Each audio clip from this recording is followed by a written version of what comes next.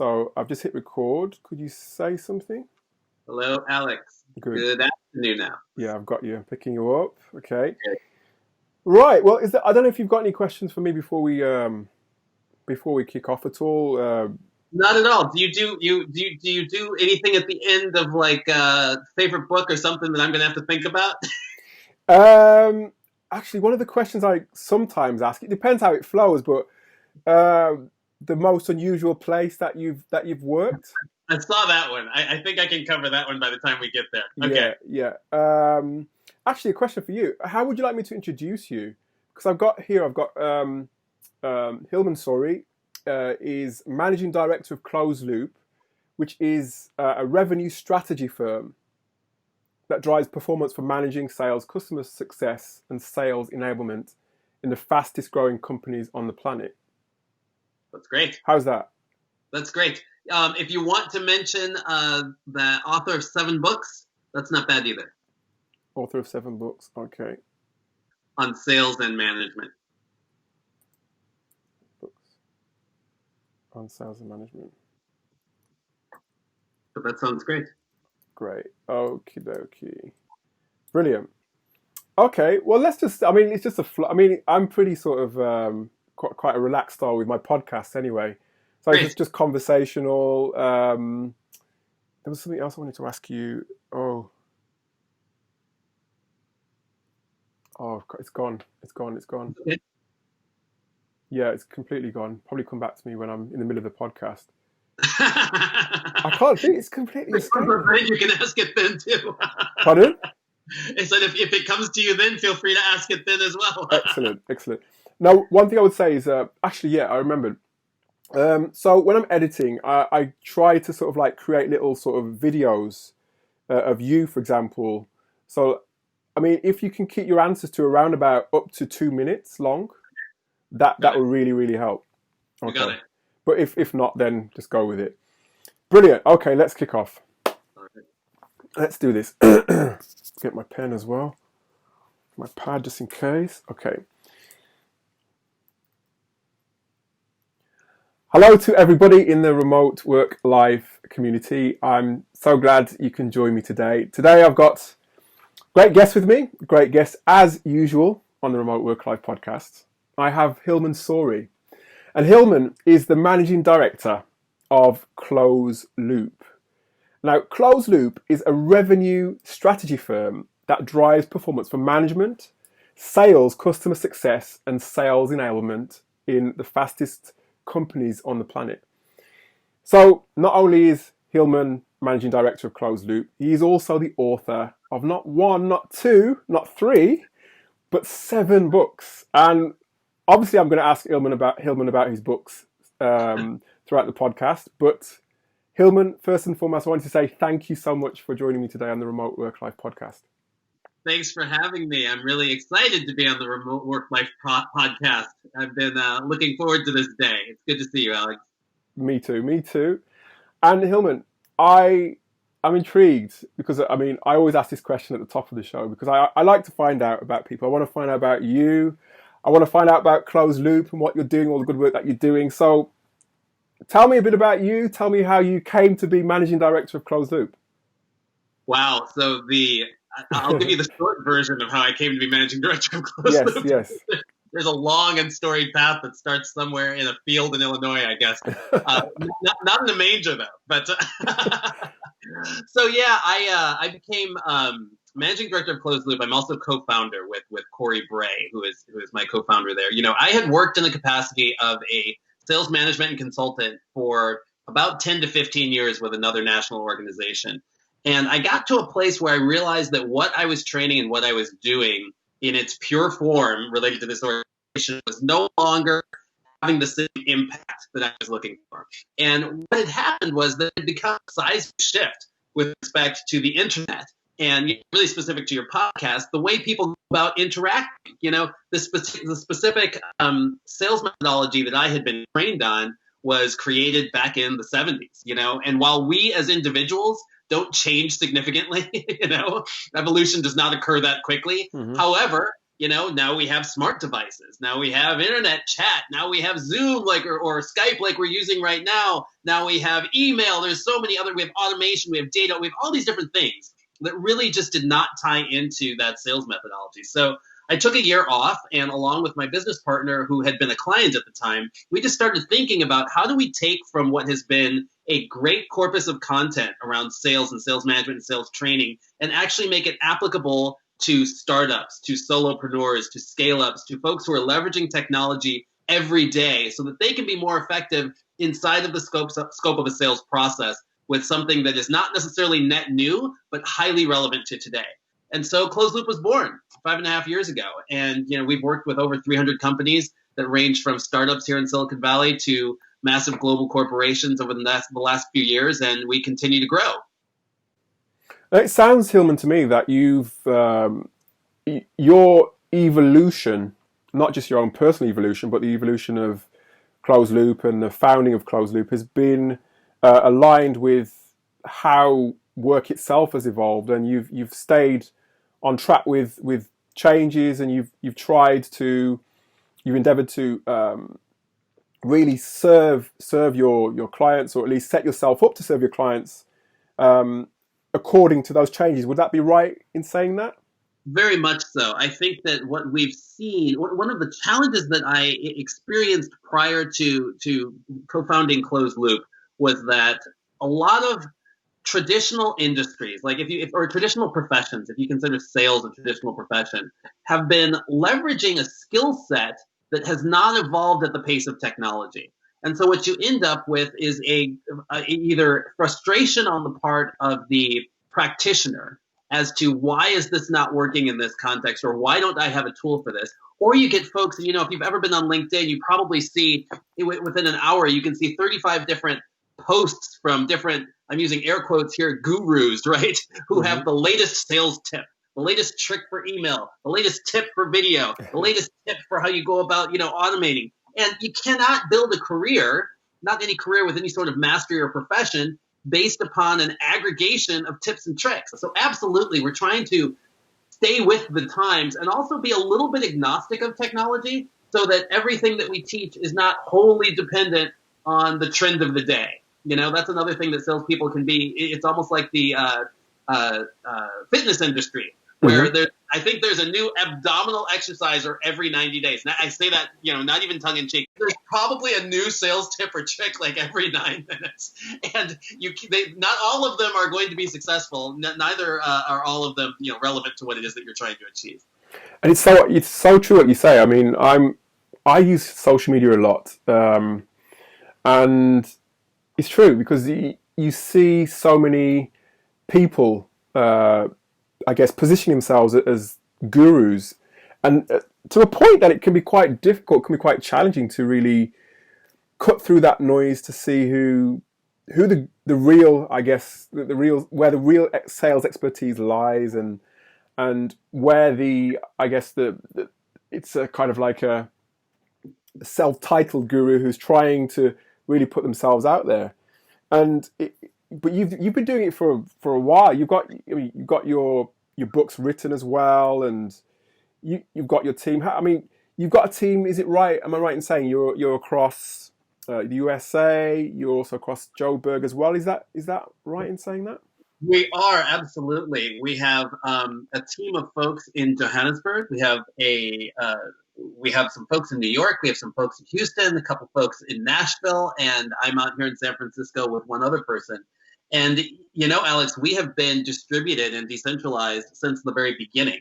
My business partner and I both lived in San Francisco, but even as such, we probably would meet up once a week. Wow. Other than that, the work we did was remote, which is why I have such an appreciation for this podcast, because it's a reality. And I think it's increasingly becoming more so. And I think that the trend really caters towards productivity. It caters towards a higher level of efficiency, I think, in some degrees. And I think it offers it lessens the barriers for a lot of folks to get into a profession that they may otherwise not have. if you had to, have huge expenses associated with rent and associated with keeping people in an office and all of those things that go along with it. So we have found great benefit and great competitive advantage to being decentralized. And, we're not quite, what is that term where the sun never sets on your company? We're not quite there yet. We've got to get some people in Asia Pacific. But once we do that, we'll have some global dominance.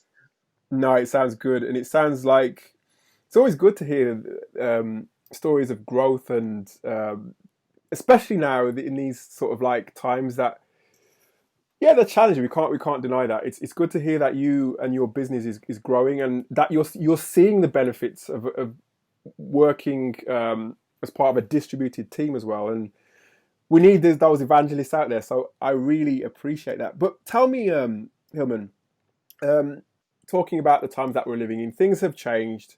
We can't deny that. I mean, as much as I prefer not to talk about the situation we're in, we can't really avoid it in many ways, because it's had such an impact on business and life in general. Tell me how, or I suppose what changes, I guess, have you seen in your own business over the last year or so? Well, I'm glad you phrased it as changes, because I always feel badly when I have to answer this question with a positive. I tend to be like you, where I'm a glass half full kind of guy, Yes. Respecting and completely understanding that this is a catastrophic situation worldwide that we're experiencing. However, that said, I have to say that the impact on our business has been significantly positive.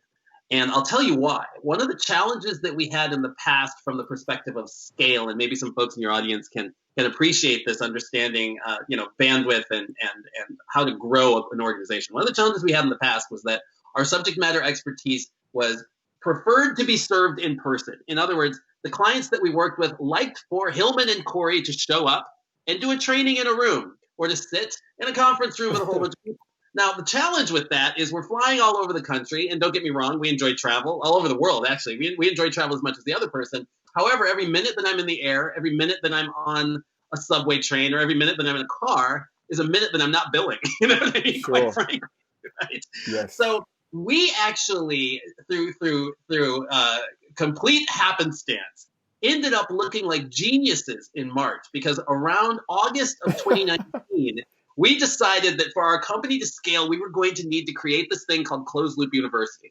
And Closed Loop University would be the place that held all of our basic foundational courses. And we were going to ensure that it was available for individuals, and also begin to leverage this in our consulting engagements with larger companies, where they could have this as reinforcement, as well as introduction to concepts and theory, so that when we were on site or live with them, we could make it more practical and relevant to the company itself. Now, wouldn't you know that we actually launched it March 1st, Wow. which is probably like within 24 hours of the stay-at-home order in San Francisco, and in many in many cities around the United States. And then everyone is clamoring, saying, hey, well, now we've got to pivot, we've got to change our messaging, we got to do the other. Does anyone have any virtual training? And, we're sheepishly raising a hand. You're raising your hands.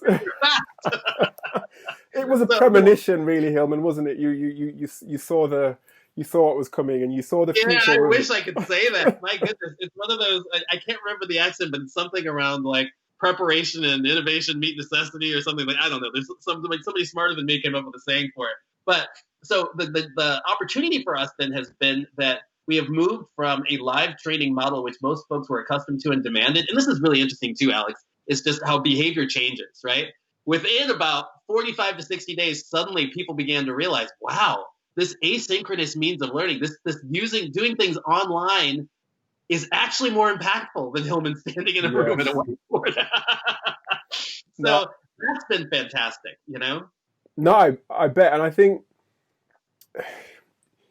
it's funny, because when I first started working on a remote basis back in 2009, and I was trying to get, I was doing my business development and making my calls and trying to get people on board. This was the very, very early days, and I used to say to them, or they used to say, when can you come in, or when, right. Where are you based? And I would say to them, well, I'm fully remote, so I don't have a bricks and mortar office, or I usually do my calls on the on Skype or Zoom, whatever it may be, and you had like a 5 second, 10 second pause on the phone because they were really expecting me to say, well, I can come in at this time, or I can. But half the time, to be honest with you, I did actually go in because I wanted to be as amenable as possible. Right. Did you? I mean, when you first started with Closed Loop University, was it a bit of an alien concept to a few for your clients, or were they appreciative of what you'd prepared and what something that could help them without them having to travel around? I'll tell you what the challenge was, and this went into our design. We specifically, and this also speaks a little bit to if anybody is doing any kind of delivery that is virtual, whether it's through Skype, whether it's asynchronous where somebody's going to a course or whatever it might be. This is something that I think is very important. Designing for the medium is key. So what would happen originally, Alex, is folks would say to us, "Oh gosh, online learning," and they would think of like a YouTube course by one of those gurus, right? Oh, yeah. That somebody who just basically taken their phone on their camera, set it up somewhere, came up with 3 minutes of something of them standing there as a talking head explaining something, and called that a course. What we did actually, though, is we worked with Stanford PhD around learning science and helped to understand how adult learners learn, and then what types of concepts need to be framed from the vantage point of learning online, and then what spaced repetition looks like to ensure that throughout the course these concepts are repeating so that they sink in, and then how to test for knowledge, and then outside of that, how to leverage what somebody has done offline to what we call the live training, where we actually get on a Zoom with some members of our clients, some of our clients, and walk them through how this actually applies to their workflow. So that combination is what we serve up. But to your point, the resistance initially was, "Oh, I've done an online course."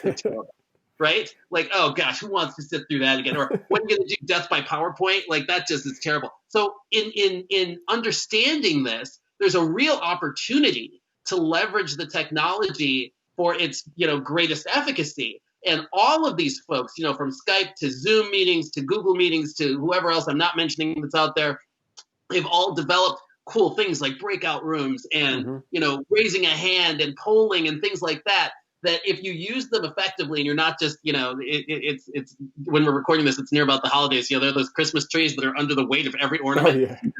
Oh, yeah. If you're not doing that and you actually do this with some elegance, it can be very impactful. Yeah. But yeah, there initially was resistance. The upshot, though, Alex, was there was no alternative. They couldn't say, "Well, come on into the office." And I remember being in your shoes too, in a remote situation where somebody would say, like, "Well, we'd really like to see you," and I'm like, "Oh God, how's Friday at 4 p.m.?" You know what I mean? Like, Oh yes. But I tell you what, though, Hilmon, what's that saying? The workman is only as good as his. I can't remember what it is, but basically, you talked about. You go ahead. Is it as good as their tools? Yeah, exactly. One thing I would say to everybody listening is you can have all the tools and all the tech that you want, but if you don't have, I suppose, the presence, the gravitas, and the engagement, then all those tools kind of like not necessarily go to waste, but it kind of takes the impact away. But I have to say, Hilmon, from watching you on YouTube and obviously having spoken to you, I've got to say your style of presentation is such that it's really captivating. So when you add it to... Nice of you to say. Thank you. No, that's fine. When you add it to what you've said in terms of the scientific side of presenting and having the tools, I think the third component is actually the individual behind it. And I think I'd recommend anybody listening today to go across to Closed Loop, in fact. And make a note of the URL. It's Closed Loop, which is CLOZELOOP.com. So check out Closed Loop and check out Closed Loop University to see exactly what I'm referring to. You'll really understand what I mean in terms of Hilmon's style and the way he goes about what he does. But I mean, Hilmon, you've described some of the between us, we've described some of the challenges, but there are, I guess, challenges again in the current situation in terms of people who may not be so accustomed to selling online or selling in a remote setting without having those face-to-face meetings. Yeah. What would you say are the common challenges that you're seeing when it comes to selling now that we're 100% remote? So there are a couple things. If you're talking about an organization where you have a group of sellers, a team of sellers, I think that team probably in this day and age is leveraging the same tools that they were using in their existing company. One of the challenges right now with respect to data is that folks are not at a desk phone. And so getting mobile numbers is a new thing, right? And of course, all the folks who do the piece around sourcing data are figuring out how to get in touch with mobile phones, and it's become less intrusive. And it's almost as if you're not calling a mobile phone, then what are you really doing? You know what I mean? Yes. So that's been one change. The change there obviously is also that you are calling someone's mobile phone, so you've got these mindset issues.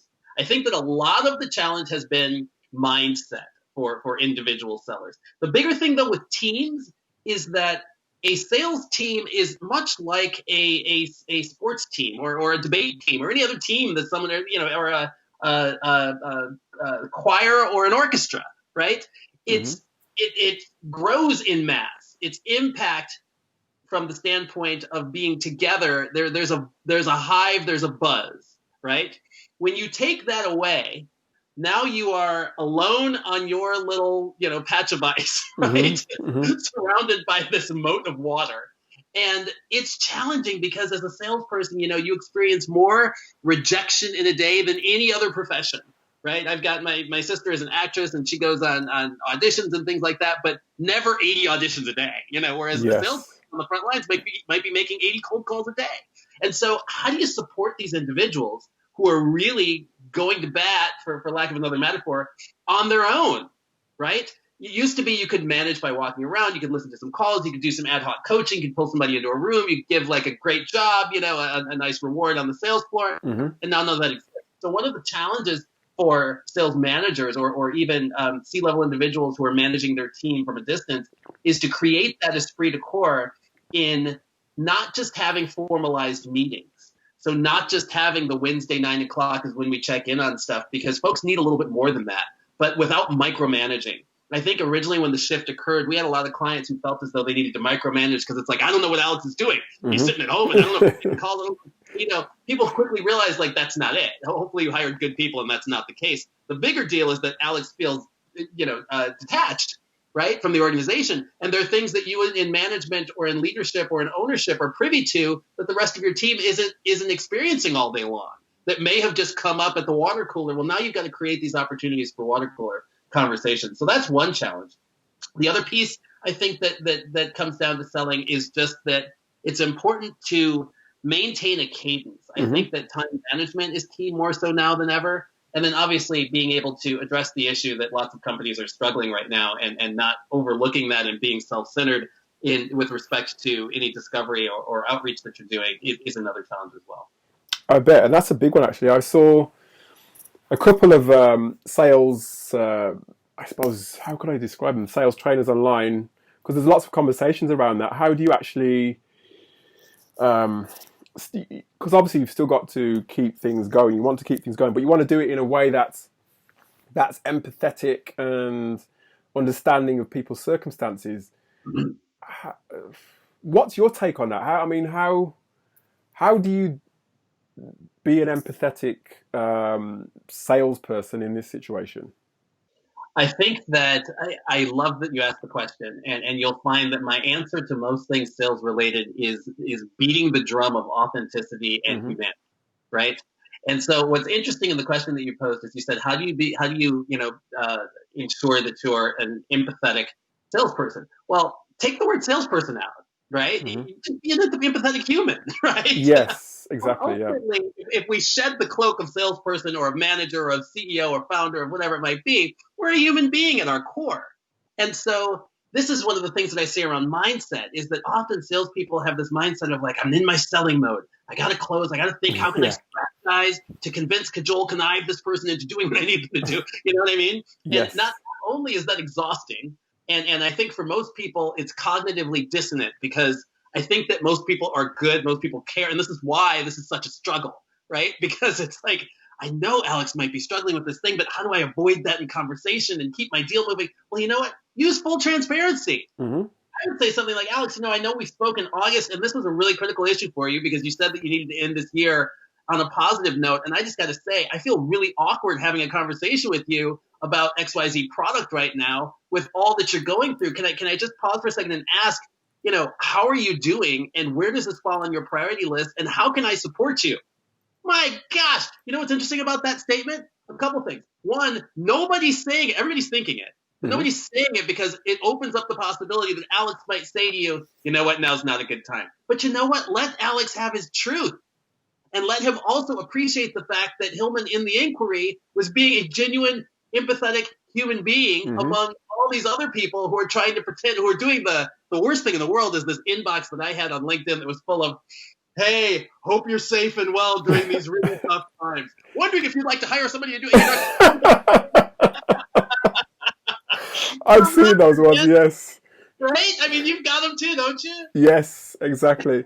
Yeah, yeah, and when you say it like that, it is, I guess, quite obvious to see the ones who are more opportunistic than the ones who, like you said, are human. And you get a lot of people, I guess, trying to take advantage of the moment and who, I guess, think along more transactional lines than think along empathy and, like you said, being human towards the other person, That's right, because so many of these gurus and so many of these tips are around. Imagine being in an industry. Imagine what this would do to your mindset. If in every day, the things that you read with respect to your industry are tips and strategies on how to win.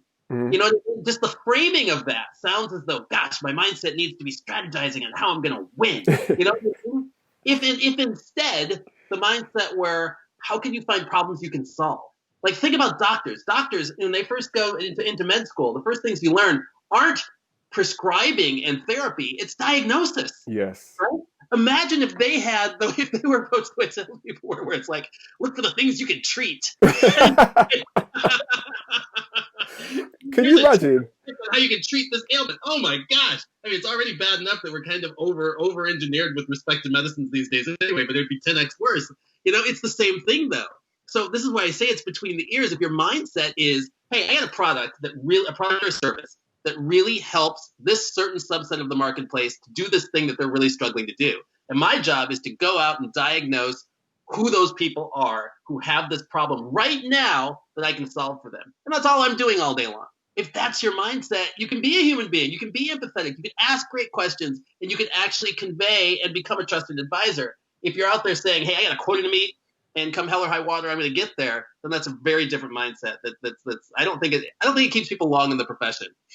No, I love that. And it kind of takes me back to my first sales job, and it was very much quotas and numbers on the phone, and in fact hours on the phone to some degree, and how many conversations, and they kind of didn't even talk about what we're talking about now, which is, you're talking to a human being on the other end of the phone. You want to understand what problems they're going through. It was all very much quota driven.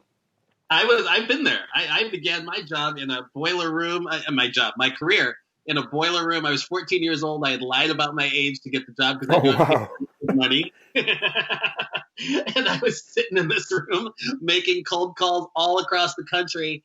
And the deal was, how many calls have you made this hour, right? Mm-hmm. And how many sales have you got? No, it's and believe it or not, I mean, I'm sure there probably are still, sales teams out there like that. Oh, I think so. I think some of them have called me. Well, yeah. Obviously, they're in your inbox as well. I get it. That's right. No, it's actually another thing, because it kind of lends itself to my next question, actually, because salespeople, I've hired salespeople in my time, okay, and in fact, I've again, when I first started out, I kind of struggled to hire salespeople because often the career of a salesperson, they don't necessarily need, it's kind of, how can I describe this? If you're a doctor, let's take the example of a doctor. you'll kind of go to university for X number of years, and then you'll do your bit on the hospital floor in A&E or wherever it may be, and it's quite, I guess, quite easy to track what you've done, and it's in many ways quite easy to track whether you're good or not. But Yes. but with the sales profession, I think it's more about the human than it is about necessarily the hard skills. Would you say? Would you say that? So, we wrote one of our books, one of the many books that you mentioned, Yes. is called Hiring, Onboarding, and Ramping Salespeople. And the reason we wrote that book is because hiring salespeople is unlike, a salesperson inside of a company is unlike any other role. Oh, yeah. They're largely autonomous. Their compensation is variable. They're having conversations with the general public and leaving an impression of your company. There's so many things. I mean, it's completely different than most people inside of a company. The other thing is this, Alex. Salespeople are usually really good interviewers. Absolutely, yes. You know what I mean? So if you're asking the battery of tell me your biggest weakness, you're going to get back, oh, my biggest weakness is I'm a perfectionist. These types of things. So you actually have to be astute in interviewing salespeople. And there are a couple steps, not to go through them all. But one thing that's really important is to use a skills assessment. And when I say a skills assessment, this is not like a personality assessment like Myers-Briggs, or it's not like a behavioral assessment, like Divine and some of the others that tell you how you collaborate in a group, but a real skills assessment that determines, based upon the specific competencies of a salesperson, how many of these you have and where you've got opportunities for growth. And opportunities for growth is fine. You just want to know what they are before you hire the salesperson. The other piece that's key in the interview is to ensure that when you're going through that chronology, that you're benchmarking against real numbers. Mm-hmm. Good salespeople know their numbers. If you ask Alex, what was your quota last year, and how did you perform quarter over quarter, and get into the numbers. The people who are really good salespeople are numbers driven, and they understand this stuff almost at a level of an accountant, because that's how they go about ensuring that they're successful. And then the final piece, which is actually a lot of fun, is to create an experiential interview. By way of example, if somebody says, if one of the questions is, how do you work without distraction? Put them in a situation in the interview process where they're going to be distracted. Yes. And see how they respond to it. You know what I mean? As opposed to taking at face value what they tell you, look at what they show you and look for some demonstration of those types of things. And then finally in the interview, in the process of checking references, ask for those experiences. Not, hey, is Alex a good salesperson? Would you hire him? Instead, how did Alex go about learning? How did Alex go about overcoming challenges whenever he faced rejection? That's what you're looking for, right? Those types of things. So there is a process to hiring salespeople, and yes, it is difficult. And here's the other problem. Usually when hiring salespeople, it correlates to revenue. So the people who are interviewing them want the person across from them to be the woman, to be the guy. So I want this to be over with. I want you to be the superstar, so I don't have to do this anymore because we got to get back to making money. You know what I mean? Absolutely. So that's one of the other challenges, is that we get a little overconfident or a little too much ownership of the process without being objective. No, I hear that. Some good tips there, actually, and strategies in terms of that, particularly like that experiential aspect. Getting them to do things, in real time. I guess in a real kind of situation, to see how they react. And it's very interesting to see how different the verbalized response. I'll give you a real quick example here, Alex. Please. On a phone screen, I'll say to someone, so how do you go about closing? And let's say, Jane says, well, you just got to ask for the business. At a certain point, when you're winding up the conversation, you just say, so what will it take to win your business, or what do you think next steps would be? And I go, yeah, that's great. And then I'll ask 2 or 3 other questions, and then I'll say, well, that's fantastic. I really appreciate talking to you, Joanne, and we'll get back to you soon. Now, here's the opportunity to demonstrate what you just told me that exactly. You did, right? And what do they usually say? Thanks, Hilmon, so much. We appreciate it. I look forward to hearing back from you. And it's like, okay, so you don't do what you practice. You knew the right answer, right? I like that. I love it. Yeah, it's quite a salesperson that doesn't close on an interview. That's kind of yes. That's a warning sign. Red flag. Alarm bells, definitely. And you actually mentioned some of the qualities of salespeople, and I wondered as well, because in terms of qualities of people that sell or used to selling, excuse me, on a remote basis, to those that are probably more accustomed to selling face to face in the field, that sort of thing. Are there any sort of differences in sort of qualities to look out for? I think that I think it'd be pretty obvious to say that there is a different type of presentation required when you're using Skype, Zoom, or any of the other video conferencing capabilities, and that not everybody is good at that. I'm learning that more and more now that I'm on these constantly and working with salespeople. Some people have a resting face that's just not engaging. Yes. Yes. Some folks get very self-conscious, which is very interesting to me, that in person they show up a little differently than they do with a camera on. There are little tics like deep swallows and things like that. So I would encourage anyone, just use it all the time. Get really comfortable with being on camera and understand where your happy place is. We have this benefit where we're actually in an environment that we've created. Most of us are sitting at home or in an office, in a bedroom, at a dining table or something. And granted, I think that the idea that you've got kids and dogs and everything else happening around you, I think there's a lot of forgiveness for that now.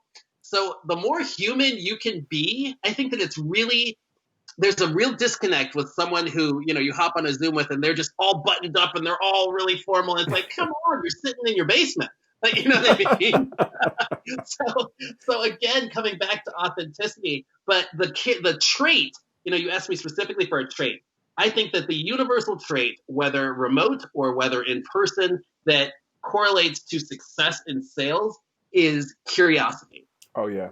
If you are innately curious, you're going to ask questions. You're going to demonstrate things like empathy. You're going to connect with people. You're going to learn information that's going to be valuable in the sales process, either towards moving a deal forward or disqualifying. Just be curious. I wake up every day. Every client I talk to, as long as I've been doing this for 20-something years, I've been in this field, right, working as a consultant with sales teams. I'm always curious about how someone does their business. And I'm also curious about the person I'm talking to on the other end. I ask really strange questions of people. You know what I mean? Like, so what do you do what do you do for fun? What are your hobbies?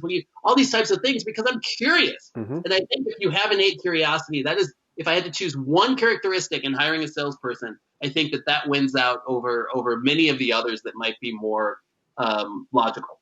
No, like you said, curiosity and asking questions, I guess, go hand in hand. So, well, actually, I'm curious to know myself what you think in terms of the year ahead. I know it's difficult to predict, although, it's difficult to predict anything. I'm not really expecting you to predict anything, but how can you, or how should salespeople set themselves up for success for, the year ahead as we move from 2020 into 2021? So the key there is move from 2020 to 2021. Like, do not hang on to some assumptions that the pendulum is going to swing back in a direction and that there's going to be that what was familiar will resurface again, because it's gone. I think that the folks who are kind of hedging and thinking, okay, we're going to get back to a time when people were answering the phone because of this, or were responding to this specific message, or I was able to reach in this way or converted at this clip. Like, just let's be present now, right? Yes. And I think all plans should be towards understanding your messaging from the vantage point of other folks being in that same scenario. And yes, business will ensue, fortunately, right? Folks will continue to work and production will still continue to occur, and there will continue to be challenges and there will continue to be opportunities. And I'm saying this fairly vaguely because I want it to be applicable to as much of your audience as possible rather than narrow focusing it on a specific industry. But if since the dawn of time, there are challenges that need to be resolved. And if we abandon what we may have committed to last year as this is the way I'm going to make X dollars, or this is the way I'm going to grow at X percent, et cetera, and instead look at the reality of what we have to offer, whether it's expertise, whether it's a product or a solution, whether it's a service, whatever it might be, and then say, where does this fit in the mix of folks who would be struggling today? And how does this weight on their priority? Then being able to segment a market and go after those individuals or personas who are experiencing that problem is going to serve you far better than trying to reanimate some plans from 2020. And then also, this is a little bit cliche, but being prepared, that old Boy Scout thing, what is it? Be prepared. Say again? I think it's be prepared, something along those lines. Be prepared, right? Absolutely. Just have contingency plans. and do some experimentation. And when I say experimentation, I mean the scientific type, where it's like, okay, I'm going to try this message, and I'm only going to change the subject line in this message that I'm sending out via email. You know what I mean? These types of things that you do with rigor and tracking what works, because I think that we are in a very new space that most of us have never experienced before.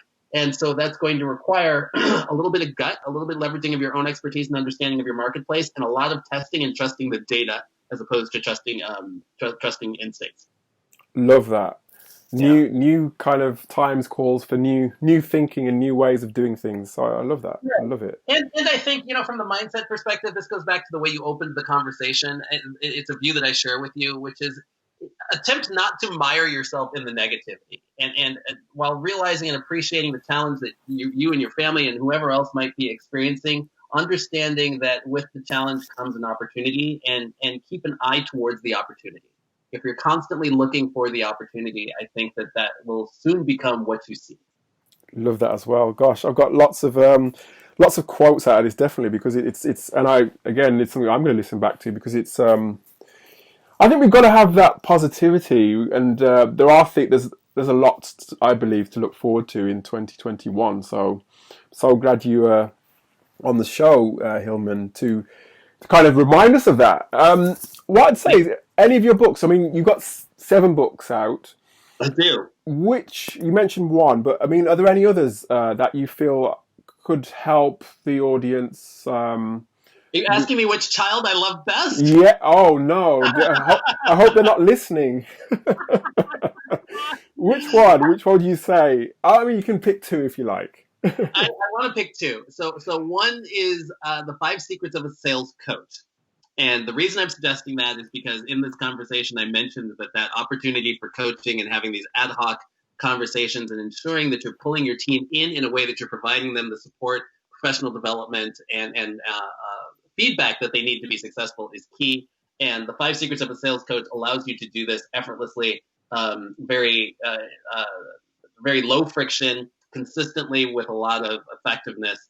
And it's written as a business parable, and I think it's an enjoyable read that someone can finish in an afternoon. The other book I would say is Triangle Selling, which is our core sales training methodology. And I think if you pick that up, there is something in there for everyone with respect to a clear selling system. And there might be some things that you realize you're doing really well, and it'll underscore why that is from a psychological perspective. And there might be some other opportunities you've got to do some things you're not doing today that would help you to be more effective in 2021. So one for coaching, The 5 Secrets of a Sales Coach, or Triangle Selling, if you're looking for a way to goose those sales in 2021 in a systemic way. Sounds good. I'm going to have to put a link to those books in the show notes. So if you're listening, please check out the show notes below, somewhere, wherever you're listening, whatever device you're listening on, for a link to Close Loop. And just to remind you, go across to www.closeloop.com, and that's close with a Z, so it's CLOZELOOP.com. Hilmon, just one more question before you go. Tell me, what's the most unusual place that you've worked in? Unusual, or even exotic? Or, I mean, have you found yourself in an exotic location at all? My wife and I love exotic locations and can't wait till travel bans are restricted and there's an opportunity to go somewhere again. And I've worked all over the world. I'll tell you, since we're talking about books, this is probably more unusual than exotic. Mm-hmm. But both my business partner and I do the majority of our writing, or the best of our writing, when we are on long international flights. Really? There's something about being in that little cave, that little womb of an airplane that births, to the extent that there's any genius in what we do, it births the genius. I like it. Yeah, we get really prolific. We've finished 3 or 4 books on multiple sojourns, across the world. But wow. We miss that. But other exotic place, I think there's just one more in. There's a place in France that was a medieval castle that I happened to be staying in a small room in. It was a dank, cement. Oh my gosh. meant, but it was whatever they used back then room, and I was working in there. That was interesting. The internet wasn't great, but yeah. I bet. No, I mean, you said in our last conversation, you said you may when all these bans are lifted, you said you may come to London. So definitely we'll have to look each other up and have a drink when you come to London or whatever it may be. I can't wait. I'd love that. Excellent. Well, Hilmon, again, it has been so wonderful, so good listening to you on the Remote Work Life podcast. We'll be looking out for Closed Loop and what you're doing with Closed Loop University. But until then, Hilmon, I will speak to you soon, and all the best. Thank you, Alex. I appreciate you having me on. Anytime.